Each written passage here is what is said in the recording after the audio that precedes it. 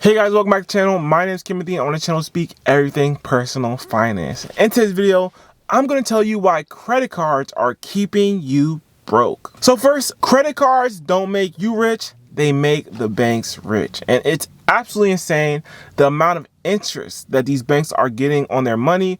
The return on their money is ridiculous. We're talking 20, 30, even potentially 40% returns on their money, especially with these personal loans, these payday loans, 100+% on some payday loans. But the average person is not stuck because they don't make enough money. They're not stuck because they're in some dead-end job. They're stuck because of their debts.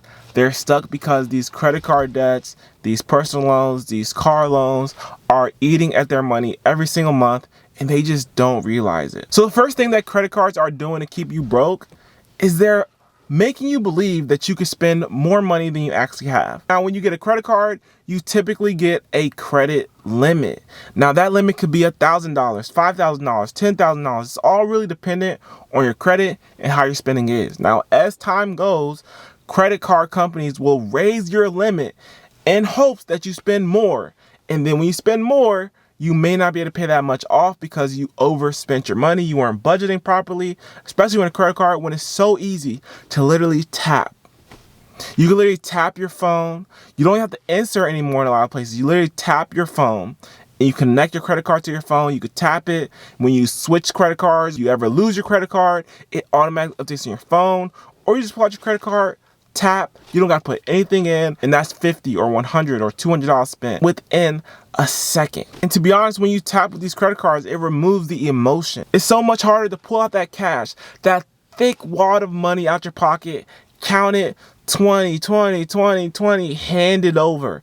It feels a lot better and it's a lot easier to just tap your credit card, and they make it so easy. It's just that swiping feels easier than actually handing over money. And then the second thing that credit cards are doing to keep you broke, or that credit card companies are doing to keep you broke, is having those minimum payments that are keeping you trapped. You literally just spent $2,000 for the month on a credit card, and your minimum payment to keep that credit card going, to keep your credit in good standing, is going to be $50. It's going to be $100.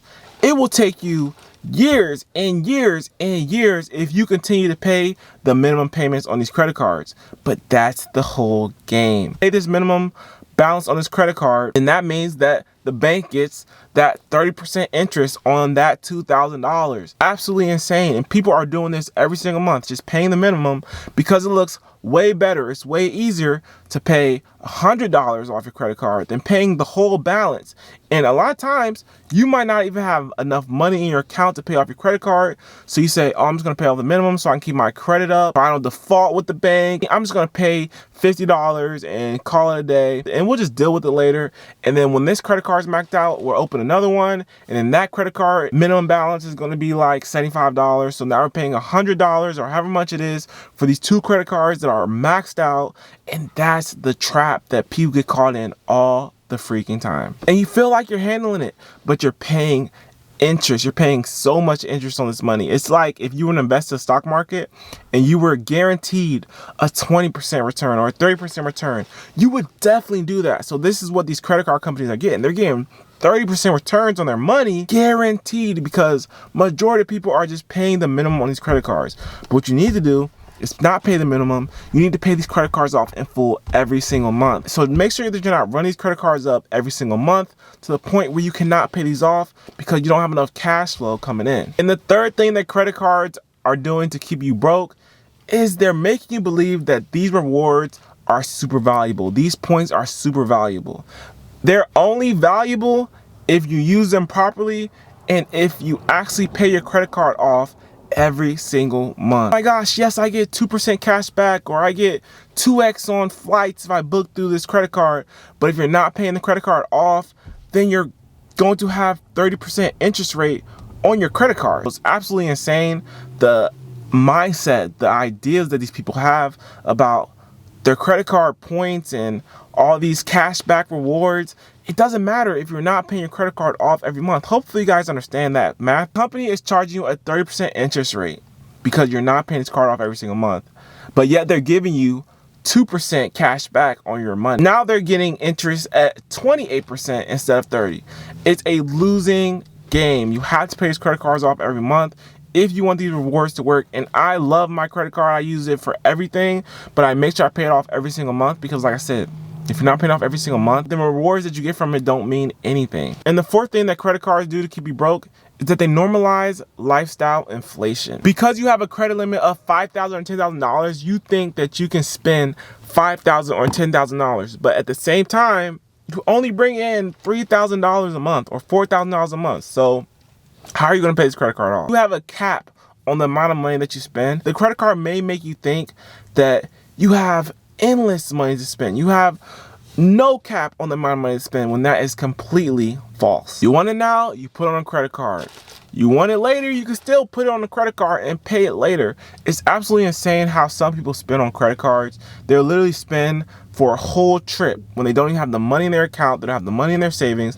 They'll spend the whole trip on a credit card and they'll pay for that trip for the entire year or years from now when it's already finished. That's lifestyle inflation. Because you have this credit card, you have this high limit, you think you can spend more than you actually can. You think you spend more than you actually earn, when you should not be spending nearly as much as you do on your credit card, especially if you're not bringing in that amount of money every single month. Honestly, you basically end up financing your lifestyle. You finance the food that you eat. You finance the gas that you get. You can finance everything with a credit card. I think there's actually some credit cards out there that you can finance your rent with. One of the only things you can't pay a credit card with is probably rent, your mortgage, and your car loan. But everything else can be paid with a credit card. Your tires, your oil changes, maintenance on your vehicle. All these things can be paid with a credit card, but there is a cap on how much you spend because they all have limits. And when you're limited out, a lot of people just go and open another credit card. But just know, if you're trying to invest, if you're trying to save for retirement, buy a property, then these credit cards are slowing down your progress tremendously. And the main reason is because of this 30% interest rate. 30% interest rate on these $2,000 or $3,000, even $5,000. A lot of people have way higher balances than that. It's gonna take you 10 plus years to actually pay off if you continue to pay off the minimum and if you continue to go down this path that you've been going down. And the final thing is that debt kills your power to invest. And like I just talked about, if you're paying interest on these credit cards, you're giving a credit card company a 30% rate of return. Now, if you continue to hold this credit card and you continue to give them 30% rate of return, and you decide to invest your money into the S&P 500 and say for the year it gave you back a 7 or a 10% rate of return, then it's still a losing game. So now your money is really being returned at negative 20% because you gave the bank 30%, but you're also earning, say, 10%. We're going to subtract that 10% from that 30%, and that's 20%. So now you're giving the bank basically 20%, but you're also not making as much money as you should be making in the stock market because you're giving more money to the credit card company. So if you want to get serious about investing, if you want to see your bank account really grow, then you need to get out of credit card debt as soon as possible. And it's difficult to see this because you can't really see the math when you're investing and when you're paying off credit card debt. It really doesn't make any sense to invest while you have $10,000 or $15,000 in credit card debt or more, because you're more than likely going to end up owing more money or paying more money in interest than you're actually gaining from your investments. So you need to get out of credit card debt as soon as possible. Hopefully this video is a realization to you to get out of credit card debt and focus on your financial future so that you can retire early, so that you can live the financially free life that you want to live